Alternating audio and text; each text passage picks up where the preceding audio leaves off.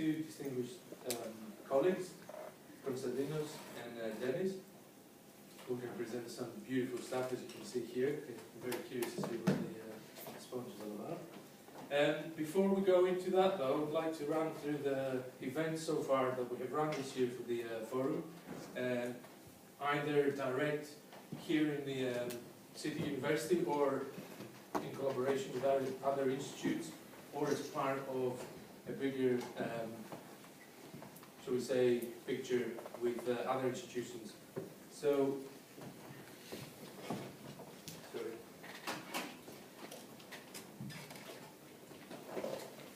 This is the agenda for tonight.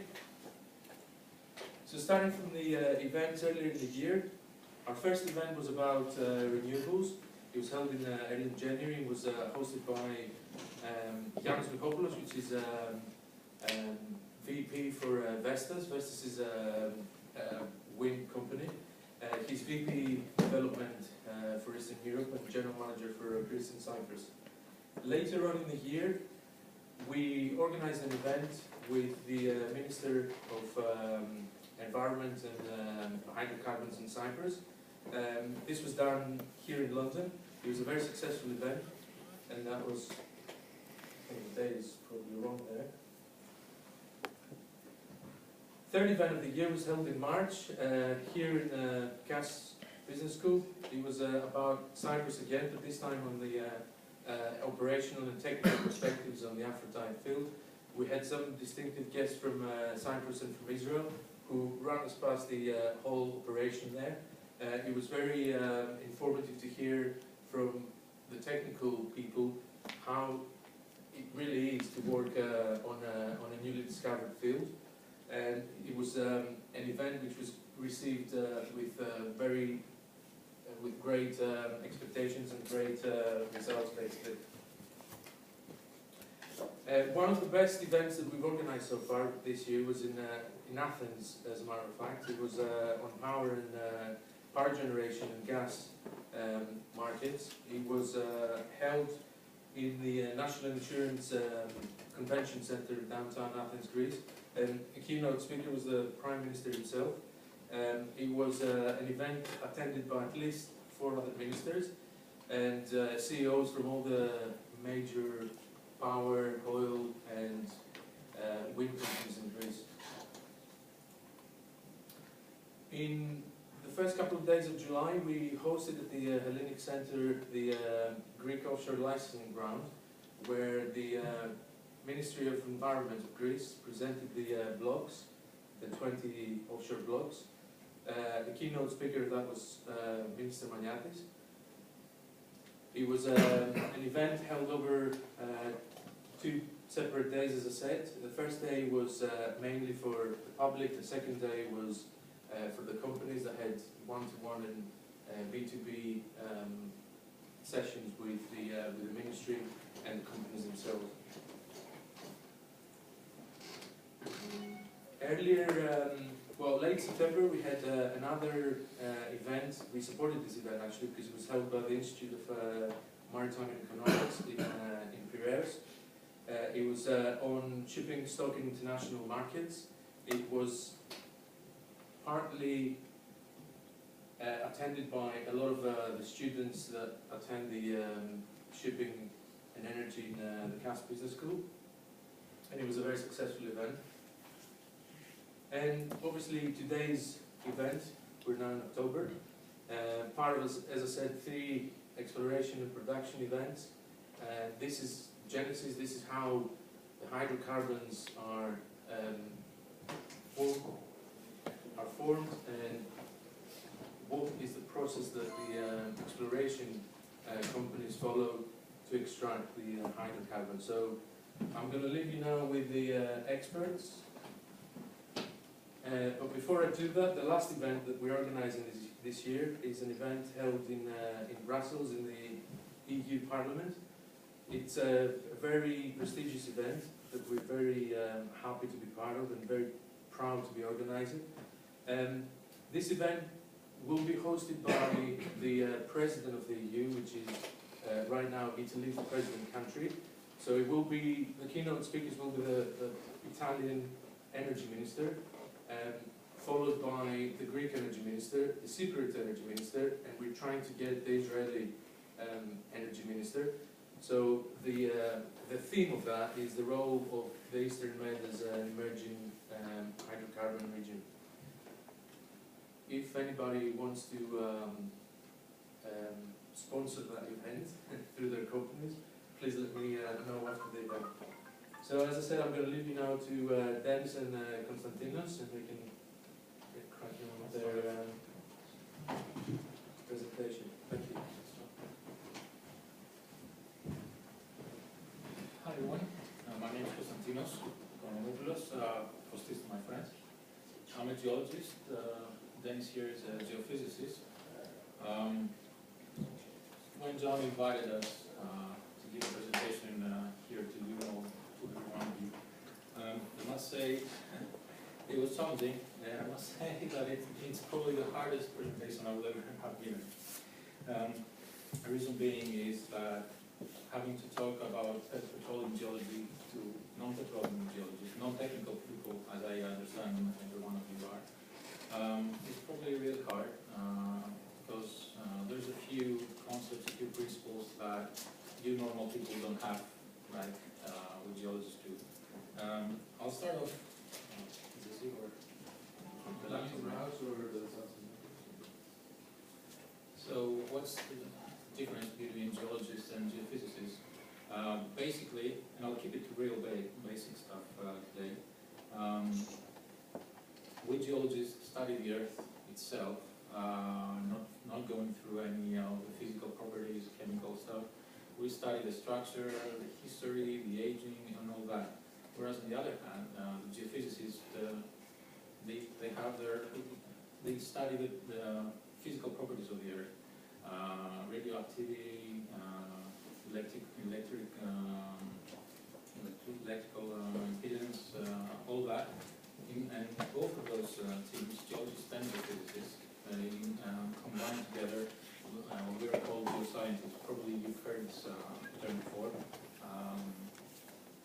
And so I'm not going to distinguish between geologists and geophysicists today.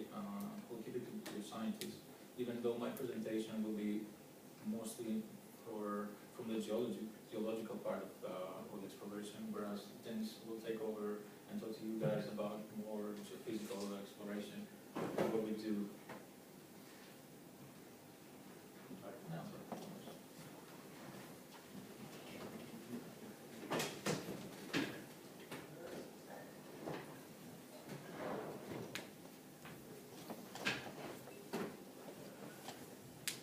So what do geoscientists actually do? They assess volumes, the volume of hydrocarbons in a reservoir and a wood field. Geoscientists decide on the well location where we will drill, what depth and everything, which is the well targets. What are we targeting? Which structure? Which unit? But above all, they evaluate the geological risk. And I understand most of you have come from business backgrounds. So what you need to take today is when you will have somebody telling you about geological risk and putting that into your calculations, you provide yourselves with money issue. That's what I want to talk to you about today. The geological risk is the 5 essential elements that we need to have for having oil field. Before I start going into those elements, I need to talk to you about a few of some basic principles that you might not have. The first one is density, and you pretty much, everyone's familiar with how dense material are, how dense the desk is, the wall, the chair you're sitting on. But fluids also have density, and basically density is how dense things are. So fluids also have density, and when it comes to oil exploration, three fluids are the most important thing. It's water, oil, and gas. Water being the more dense, it's always in the bottom. Oil, well, this is not petroleum, this is olive oil, by the and gas, the less denser, it's always on the top. No matter how you turn it, no matter what you do, it's always going to be the same as soon as it's stabilized. It will always be the same. So think about this as an oil field. That's exactly what it is in the ground, but in the rocks, and I'll show you later on. So that's the first thing I need to take. And always keep in mind that it's always the same sequence. Gas is on the top, oil is in the middle, and at the bottom is water.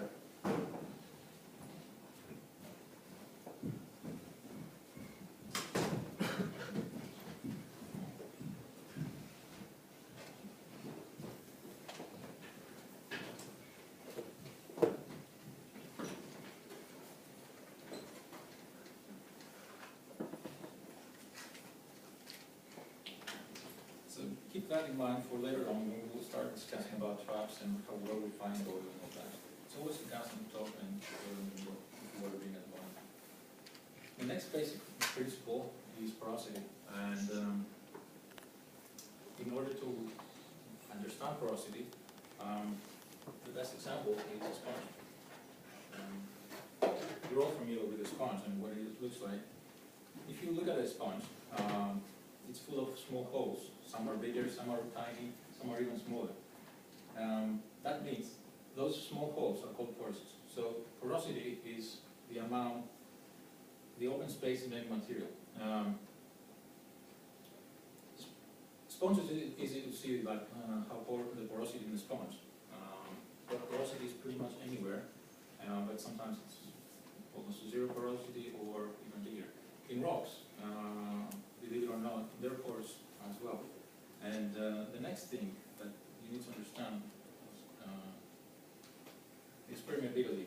Permeability is pretty much the simplest way to understand permeability. When you dip that water and you squeeze it, it will come out. So permeability is the ability to flow from one space to the next. So you have porosity, which is the amount of space in the material, and then permeability, which is the way the water here flows, or oil flows, or the gas flows, or any sort of fluid within a rock.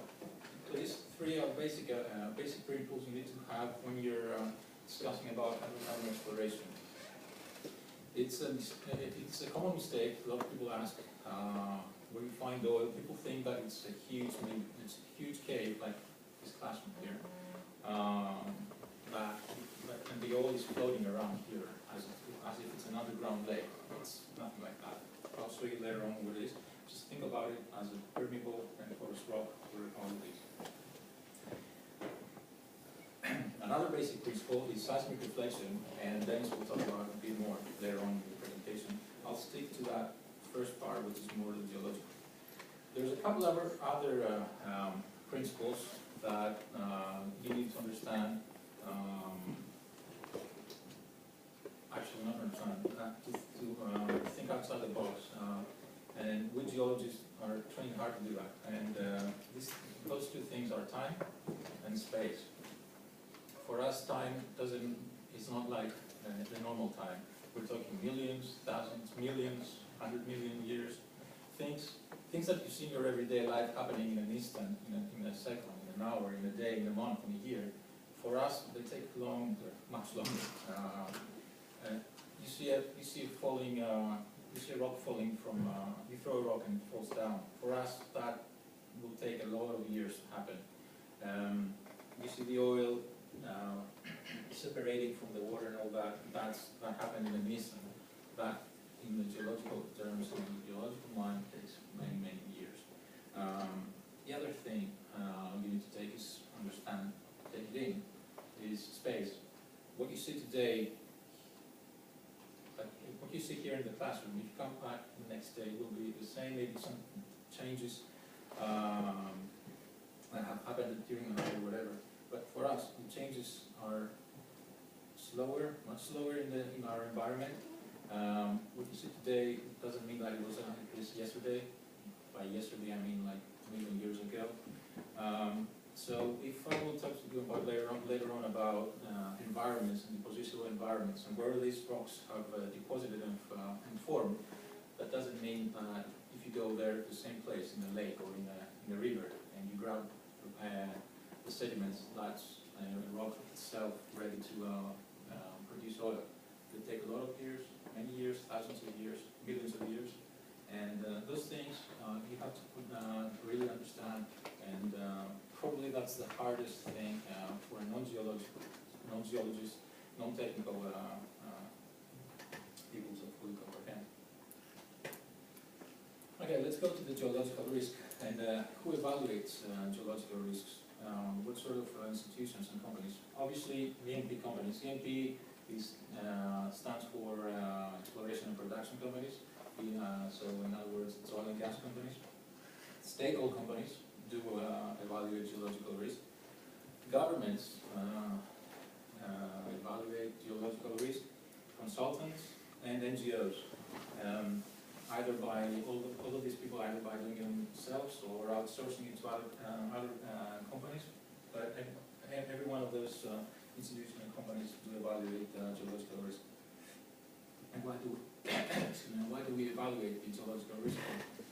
First of all, to assess the basin potential. Basin, it's not like that, but think about it, a huge basin in the size of the North Sea, for instance, and we want to see what the hydrocarbon potential of the North Sea would be. So we have to evaluate the geological risk, and we need to evaluate and assess the potential volumes, how much oil, how much gas it is in that basin. We assess it also for national potential. Most of you guys here come from my country, from Greece, so you probably heard what's the news about, things are moving back home regards hydrocarbons. So people ask us, is there oil in the country? Is there not oil? So it's something needs to be evaluated. Also, we need to assess the geological risk regional-wise, international-wise. And all that comes to economic decision, and after that, political decisions. We need to know how much oil is out there. Is it peak oil? Is it finishing? Is there enough oil compressed? So all that comes to geologists and geophysicists. Those basic elements, essential elements, I told you in the beginning, are the 5 steps of heaven. We start with source rocks. We have reservoir rocks, we have seal rocks, also known as cap rocks. We have the traps, and we have the hydrocarbon migration. Those 5 elements are the most important thing in oil and gas exploration and production. If you don't have these 5 things, in a certain timing we'll talk about this later on, you guys will have no business at all, because there's no oil, no gas there, there's no oil field, there's nothing, unless you have all these 5 elements. And that's what geologists and geophysicists try to do. They try to find these elements, they try to evaluate these elements in order to find an oil field. Okay, let's start with the source rock. What is a source rock? Source rocks are rocks that are able to produce the oil, the hydrocarbons. I don't want to be really technical, but think about, all the time plants and all that through the years being compacted. Pressure, time, and temperature creates the hydrocarbons. These are hidden, well not hidden, but formed in a rock called the source rock. Usually the rock types for that is called the shale. You probably heard of that, and carbonates, like limestones and all that. And that block diagram there, which resembles pretty much anything, any sort of depositional environment we have on the Earth. Where you see the stars is the environments that those source rocks are formed. As I said before, you need to think that they take time. That's an environment that was millions of years ago. Also, that's another thing I need to point out. We geologists, together with geophysicists, we try to understand and see what a place looked like some million years ago and throughout the history of the Earth in order to understand this concept. So one of the areas you would have this source rocks form would be in lagoons. Unfortunately, I don't have a pointer, but would be the lagoons, the shallow waters. You would have that in lakes, in tidal flats, in places where there's not a lot of water. It's mostly water that it's not moving so much, so you don't have those big waves. But above all, it's a place where it's got a lot of organic matter, and that's what a source rock is. It has organic matter in it, a lot of organic matter that being transformed into hydrocarbons with time. These are just some rock examples, and that's how you would see that on an outcrop. If that's buried deep in the earth, then that will produce hydrocarbons. And that will be migrated. Later on, I'll talk about. But that's probably, that's something. That's the only thing you need to take out from a source rock. It's really black because it has organic matter. It's very dark black, and that's where it's formed oil. Actually, talking about source rocks, there's a new trend in the restaurants, and probably many of you have seen. Have you guys seen those new sort of plates and coasters they have in restaurants? That it's dark black rock. It's like really flat instead of a plate. Has anyone seen that? Well, that's source rock actually. You've seen how compacted it's at, how flat and sort of laminated. Okay, that's probably the best example of source rock I can give you, but you have actually seen them. And it's black because it's got organic matter, and by the way, it's also radioactive. But it's very small. Got to say. All right, and reservoir rock. The reservoir rock is the rock that I'll have an example over here to show you. Is a rock that the hydrocarbons will migrate into from the source rock. It has to be porous and permeable. I'll show you in a second what I mean about a porous and a permeable rock. I showed you before with the sponge, but I'll show you how it happens with rocks. Usually rock types are sandstones and carbonates. And these are the main environmental and depositional environments you would find the reservoir rocks being formed.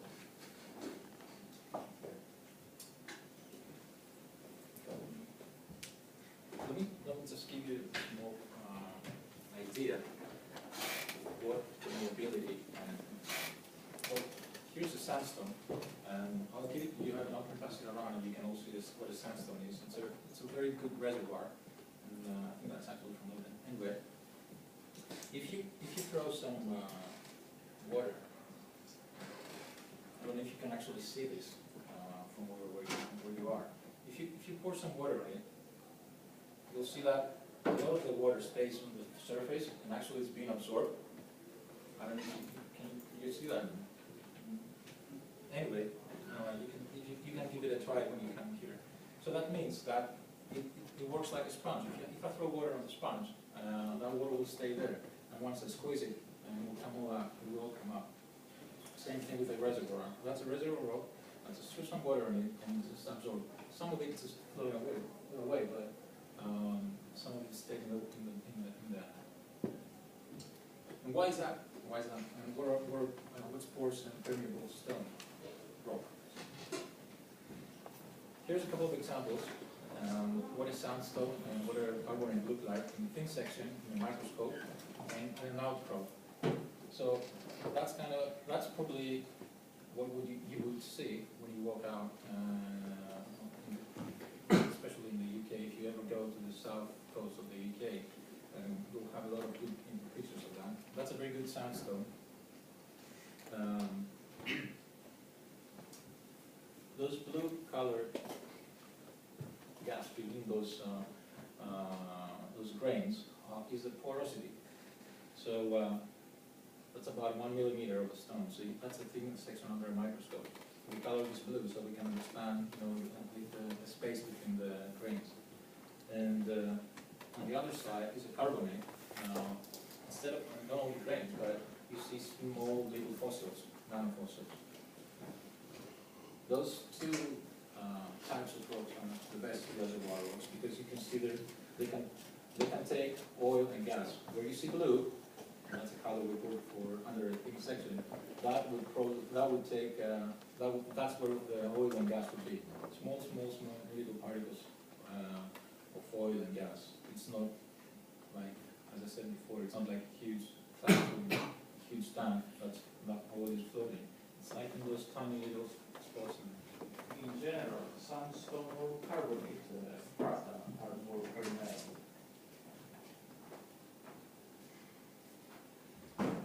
Sorry? In general, sandstone or carbonate strata tend to be more permeable, which is easier to extract or from, or there is no. That's a good question, but it depends. They're both good. Carbonates, they have, carbonates are quite good, but sometimes it might be what we call tight, and all this, the porosity would probably be not small. It totally depends on the rock itself. There is no clear answer. I mean, I don't know if I'm right or. It depends a lot on how fractured that rock is. Exactly. A fracture has very high permeability, whereas porosity is, it has a low permeability, like 50 millidars, whereas a fracture has like 10 or 100 times more. So it depends how fractured the particular rock is. So you can have fractures both in the sandstone and the carbonate. We're not too bad fracture. I don't know if it's clear enough on that slide. It's not. A rock doesn't stay the same all through its life. It gets broken down, gets dissolved, gets all that. Plus, we sometimes fracture it ourselves. You probably heard of fracturing, but let's not go for that because that's a huge other story. So it depends on fracture it is, but basically it all depends. There's no definite answer. The next element is the seal rock or cap rock. And that's a rock that impedes the hydrocarbons from escaping. We don't want hydrocarbons escaping on the surface because it's not an oil pore. This cap rock has to be non-porous and impermeable. And usually we have shales and evaporites being the best rock types. I'll show you before what a permeable rock, a reservoir rock looks like. Here's a cap rock. If you pass it around later on, you'll see that it's almost like the desk. It's almost impermeable. There's nothing. You can test it with water. If I throw water on it, you'll see nothing stays, or just very little amount of water stays. The rest just flows away. That means that that's impermeable, and there's no way water will stay on it. The cap rock would act as a lid. So if you have the oil field treasure chest, the lid would be the cap rock of that chest. Let's go to our oil field here. So let's pretend that's Brent or Equifisk or whatever. That lid is the cap rock. Well, no matter what you do, you will keep it there. Later on, I'll show you also how that with combined with the traps. But think of it as a lid. Nothing will escape. Once I open it, everything will just come out with the gas first. Another way to understand it, if you have stones, and we put it in a bowl, now this would be the reservoir rock capped by the seal rock. So you would just think of it as having those three phases: the water, the oil, and the gas in that sponge capped by that little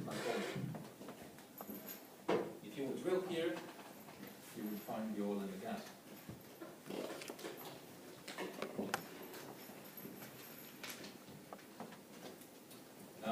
Here's some rock examples from for a seal, and these are evaporites. It's rock salt, just to make it easier to understand. And it's the best seal rock you can ever find. Usually, hydrocarbon exploration is looking for these sort of rocks.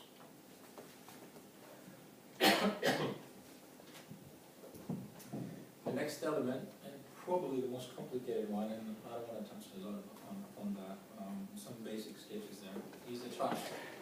So we have the reservoir, we have the source, we have the trap, the seal, but it has to be, there has to be a structure where the oil and the gas will accumulate. For instance, if you had this basin, and the structure is not closer anywhere, there will be oil slipping out in no matter how. So we have two kinds of traps. We've got structural traps, faults, and the faults. We have stratigraphic traps, which is basically differences laterally and vertically in the reservoir rock. That's a rather complicated concept of the traps. So I'm only going to show you over here a couple of examples. Let's go back to the oil field here. It's always, as we said, oil, gas, and water. Same thing. Just think of a trap. The way I'll change the angle of the bottle. You'll see that it stays the same, right? So think of a trap as a structure where this bottle is shaped. It's changing. Sometimes, but let's see. Let's take it this way, for instance. You've got the cap and holding the oil and the gas inside, and you have the bottle, which is the trap, the structure that's accumulating the hydrocarbons in the water. So you will just drill a hole in here and be able to source it out. Again, I'm not going to go through that a lot because it's a really complicated and structures. Traps are, James will talk about it more later on because seismic reflection geophysicists are mainly looking for traps when they do their seismic work. The other thing is migration. And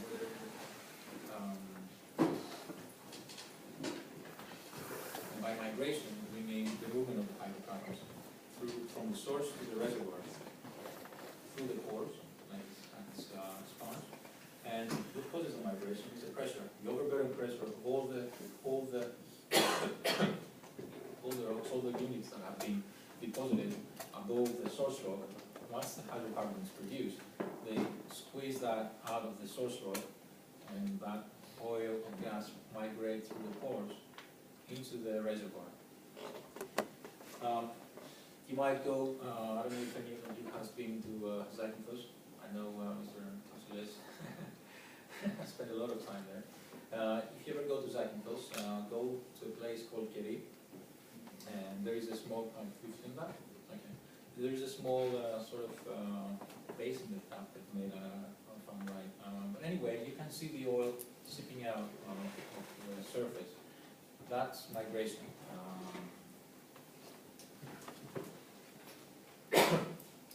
We don't talk really more about migration. Just what I want you to take is migration is the movement from the source rock to the reservoir rock.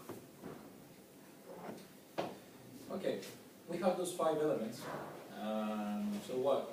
Someone will ask again about migration. Okay, we've got all these 5 ones. There's oil and gas. Yeah, excellent, but it's not really that case because the timing has to be perfect. And what is timing? Timing is a relationship between the time of trap formation and time of hydrocarbon generation and migration. So everything has to be done in a perfectly, in a specific order. If you don't have this order, you don't have an oil field. You got nothing. And what's that order? The reservoir, the trap, and the seal must be in place before the hydrocarbon generation and migration are done. Otherwise, there's no point even discussing about an oil field. This is something you have to remember, and that's the biggest issue, especially when we talk about oil and gas exploration. I'll take the example again of back home from Greece, as well. So no one knows how much oil is there oil. You need to explore, you need to spend time to understand how the whole system works, the whole petroleum system works. There's time, we have those elements. It's not a procedure we do in one day. Oh, yeah, I see oil now, sure. And also, I'm assuming that there has to be like the different operation in different places might be more difficult, so therefore the price of oil plays a role in the timing too, right? If you're talking offshore, it depends on the depth of the water, for instance, that's a big issue. If you're coming on onshore, depending on the terrain, if you're in the Arctic, there's so many parameters taking place, putting in a price to that. But basically, geologically wise and geophysically wise speaking, that's all we are looking for. That's a days in the life of a geologist and a geophysicist. That's all we do. We spend the rest of our years of our life understanding these 5 things and how these things are put in order. And that's not a job you do in one day, in 1 month, in 1 year. Exploration, that's something I didn't touch upon, I'm sorry about that. Exploration takes many years. It can take up to 3 years before you understand how it works and you pinpoint a well. It might take even longer because that well may be not successful, so you have to go back to the drawing board and understand your mistakes, or what if it was successful, and you have to understand, okay, I've got more input, so I'm putting in, it's like a jigsaw puzzle. It will never be complete, no matter how many years have gone by. Even the North Sea is so well known, but the jigsaw puzzle of the North Sea is not full yet, and it will never be. It will never be. You always go back to the drawing board and go back, and new technologies come in, and then you go back. It's a never-ending story. All right, this looks a bit complicated, but that's my conclusion, and that actually wraps up all we've talked about. That's a very simple, that's a very simple example of what you would be expecting. I'm not going to go into the details. I'm just going to sort of describe you all these 5 elements and how they work in a way unavoidable. What you see here is a structure, an underground structure. This is the surface. This is what we call an anticline. Right? Think of it in 3D, right? In a 3-dimensional. It's not. It's just a 2D. Think of it as a 3D. Right? We've got the source rock here, which is that gray, dark gray color. Over here, we're deep enough with a lot of overburden above it, and that part here produces the organic matter exists in all this dark gray unit. However, that part is deep enough for hydrocarbons to be formed. Okay. So we've got the production over here. Those yellow lines, that's the migration of the oil. The overburden pushes those particles of oil and gas into the reservoir. The reservoir is that light blue color. So we've got the reservoir above the source rock. The oil and gas move into this reservoir because we talked about density in the beginning of my presentation. Because oil and gas are much lighter than the surrounding rocks, they always migrate to the upwards, to the surface, right? So the migration path would be producing through the pores of the permeable rock that is a reservoir rock. It goes in here and starts traveling all the way up here. Now this light gray unit is our cap rock, our seal.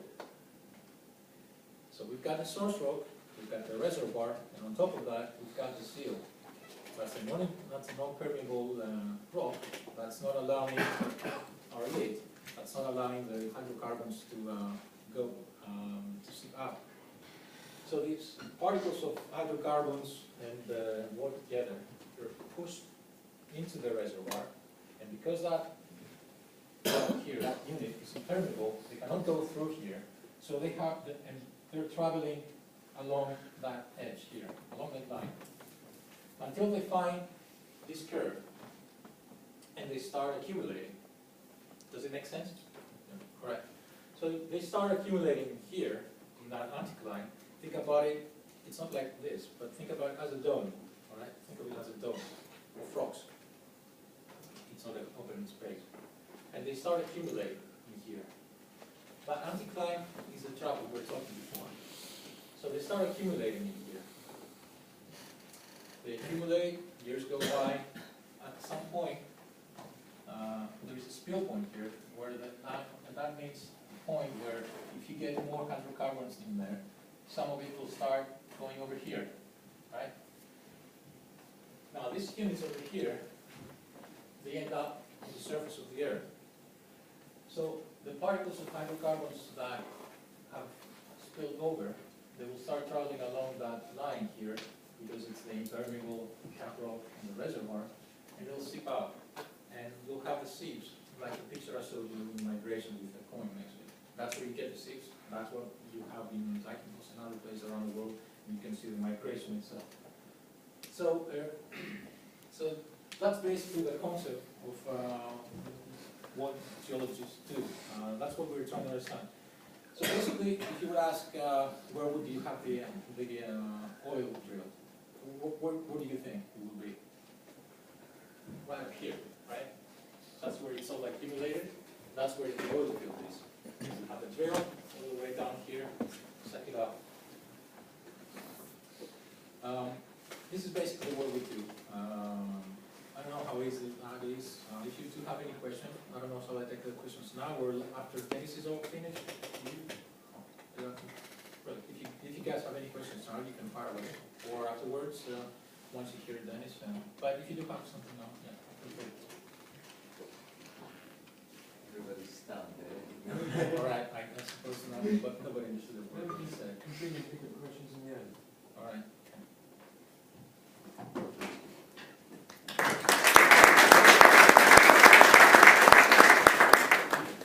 Thank you, Christine. I would prefer this talk to be a bit more interactive, so if you have any questions, if something doesn't make sense, just stop me and, ask the question, because, the point here is to show people, what we do and, how we find oil. Sorry, can we pass the rocks around? Yes, we can.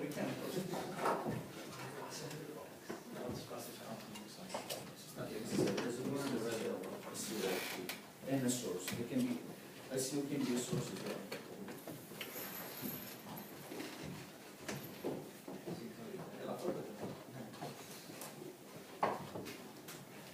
So we discussed all these different rock types and source, seal, reservoir, but all these rocks are located 5 or 6 kilometers into the earth. So how do we see these rocks?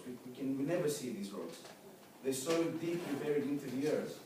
We need to find a method in order to try to analyze some indirect method in order to know which particular rock is a source, a seal, or a trap. The best method that we know in the industry right now is the seismic method. So, and the seismic method is directly, it's a tool of a geophysicist. And so I'm going to talk about seismic acquisition, how you acquire this information, how we process this information, very briefly, because it's a bit too complicated that.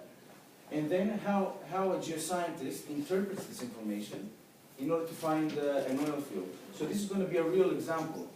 And at the end of the talk, we're going to sort of place our finger on a map and say this is the best location to drill a well. And then try to appraise a field. How many wells do we need to know exactly how many volumes we have in the subsurface in order to make the big investment, which is to make production facilities.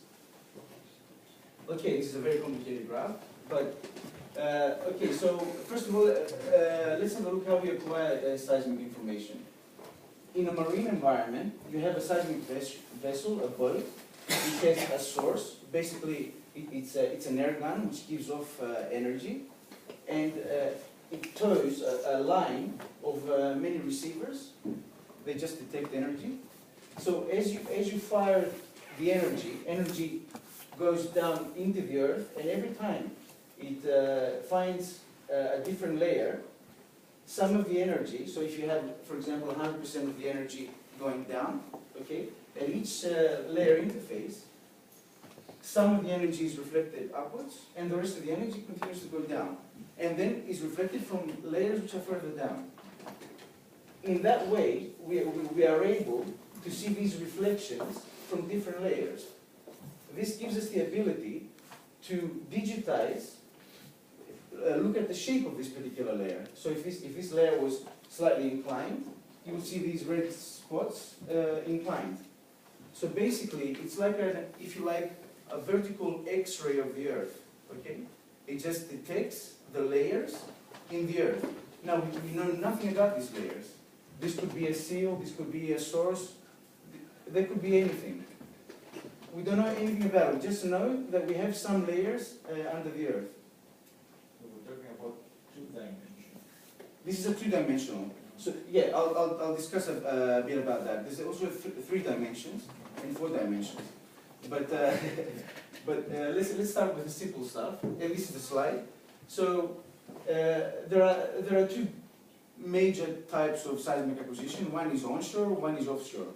So in the offshore environment, like we said before, we have a seismic vessel which tows lines of receivers. Now, this is the 2D situation. Now, in the 3D situation, you have these very big vessels where these vessels tow. These are the sources. So these lines here make the explosions.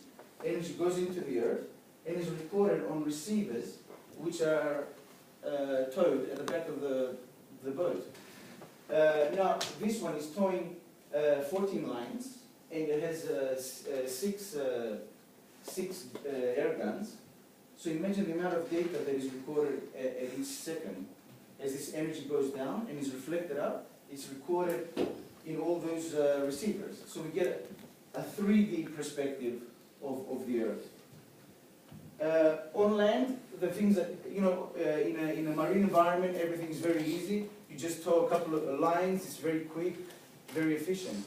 On a land job, you can't tow any lines. So there are some poor guys that go out there and every 12.5 meters put a geophone into the ground, and these lines can be up to 6 kilometers long. Now in a 3D, it's thousands and thousands of geophones, and that will give you only one shot. So how do you deliver energy into the ground in a land job? Is you have these trucks which have a very heavy plate at the bottom, so they deliver energy into the earth, and then that energy is recorded, reflects off the different layers, and we record it on the receivers. There is another method where you can drill small little boreholes, fill it with dynamite, and explode. That's a very efficient way, but environmentally it's not very nice, blowing people's houses and around people's houses and stuff. There's also, so for example, just to get a scope of things, if you have a marine acquisition of, let's say, 1,000 square kilometers, a small block of 1,000 square kilometers, it will cost about $14 million. So already, from the onset of your exploration, you're already spending $40 million to find oil. The duration of a marine survey like that, to acquire 1,000 square kilometers, will be about 3 to 4 months. Bigger surveys can take longer, and the one in Greece, the 2D, took a lot longer, like 5 or 6 months. VGS, yeah. Okay, so when we record, so each shot produces a short record, right? So, but this short record is full of, it has useful information, the layers, but it also has some noise. So the job of a seismic processor is that he needs to, so take it from me, these are the noise energy trains, and these are the useful energy. So we need to eliminate that. So there there are all sorts of techniques in signal processing where you take out the noise and you're already left with the reflections, the useful part. So once you put all this together, the final seismic section looks something like this. Okay? You see reflections at different layers. This doesn't say anything about whether it's a source, a seal, whether it's a shale, whether it's a sandstone.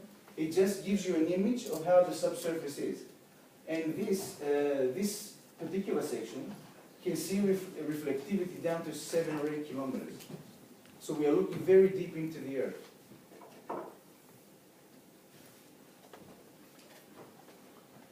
Okay, so let's take, how do we start exploring for oil? First of all, there are these companies, these service companies, which acquire seismic for free. Not for free, they acquire seismic, and then they sell it to oil companies.